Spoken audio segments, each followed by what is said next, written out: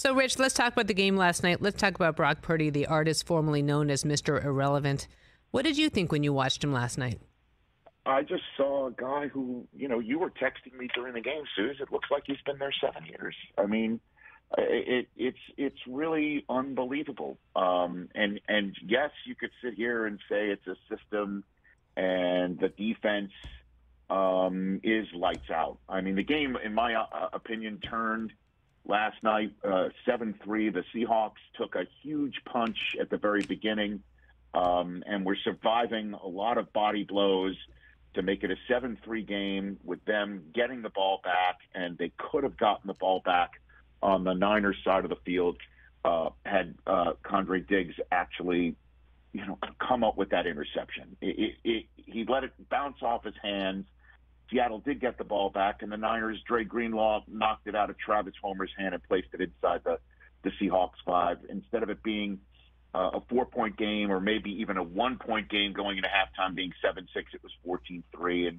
And it was just too much sledding for Seattle to come back from because Purdy didn't turn it over. He also had complete awareness of when there was pressure on him. There was the only, I guess, he would have turned it over had Diggs squeezed the interception instead of it bouncing off his hands. But it really was remarkable to watch Purdy make the throws on third down, for him to pick up the first down and essentially salt the game away last night by having the decision. It was placed in his hands on 3rd and 1, needing the first down to wrap it up. They called a play where he would either flip it out to McCaffrey or run it himself, and he had to make the decision. And he did, and it sounds simple, it looks simple, but it isn't when you're making your first career start in Seattle. Even one third down throw that would have, helped wrap it up had Ayuk grabbed it. It did look like he had a lot of grass in front of him or turf in front of him on 3rd and short. Purdy hit him right in the hands on the move, and he was on the move, and Ayuk was on the move. He just dropped it. The guy's beyond impressive. He's not making the mistake, and he's just keeping everything on the tracks, and then bringing the train to the station when it's put on his shoulders or his legs or his arm or his brain or his heart. I really like what I'm seeing, and now the Niners have a shot at catching Minnesota. That's the, I guess, biggest drama that's left, because I don't think they're gonna catch Philadelphia.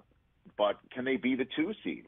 And if they're the 2 seed, then it sure looks like Purdy is going to have 2 home playoff games. So that would mean the only time he goes on the road in a must-have game from here on out is potentially Philadelphia. And I mean that is the reality of it. And the kid can bring him there. I don't think there's anybody who can sit here and say he's going to suddenly deteriorate. That would be shocking to me. Yeah, he started the game 11 for 11, didn't throw an incomplete pass until 10:49 to go in the second. And that double pump fake where he just looked around, George Kittle, as we said, was reading the newspaper down the middle. But it shows you just how comfortable they are with him, Kyle Shanahan is, that they're going to let him go out there and run a play like that with the 12s in a vertical building. It just shows that they just think this 22-year-old has a veteran's head on his shoulders. They definitely, I mean, that play call is a perfect example of their comfort level with him, and how, practiced they are on it. They might have been working on that for 2 weeks and then popped that thing out right there. And then they were in another play where the backup tight end was the one who released down the field, and Purdy found him. And again, these are great play calls, and they're well practiced and they're well executed. But at the very end, the kid has got to plant, make the throw, and make the layup, and he hasn't blown any of them yet. And like I said, now they've got that home playoff game for the first weekend of the playoffs. And if they continue to perform as well as they are, and Minnesota trips up in a way, then they could be the 2nd seed. Where, my gosh, I mean, is it Dallas that goes to Philadelphia? Could it be a back-to-back Could it be a back-to-back home date for Purdy against the Commanders, the Giants, the Lions? Could be the same Seahawks team before the Vikings stroll in there. I mean, I think those are definitely very winnable playoff games for a team that's playing as well as they are in every phase, and that includes the kid at QB. Catch the Rich Eisen Show every single day on the Roku channel, 12 to 3 Eastern, for free.